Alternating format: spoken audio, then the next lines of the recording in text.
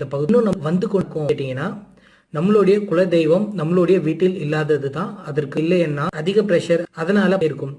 இதெல்லாம் எப்படி சரி செய்யறது, மேலும் குலதெய்வத்தை எப்படி வீட்டிற்கு வரவழைப்பது அப்படின்றத பத்தி தான் இப்ப நம்ம பார்க்க போறோம். இதற்கு தேவையானது, இந்த தாந்திரிகத்தை செய்யறதுக்கு தேவையான பொருட்கள் என்னென்ன அப்படின்னு சொல்லி கேட்டீங்கன்னா, ஒரு சிவப்பு துணி, அடுத்ததா பாத்தீங்கன்னா ஒரு கைப்பிடி அளவு, அடுத்ததா இதுல சேர்க்க வேண்டிய பொருள் ஒரு விராலி மஞ்சள். இது கூட இந்த மாதிரி இருக்கிற சந்தனத்தை நல்லா உடைச்சு போட்டுடணும்.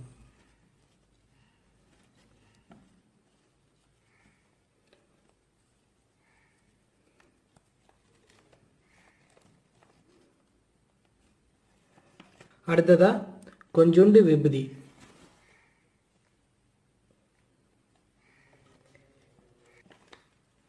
எடுத்துக்கங்க.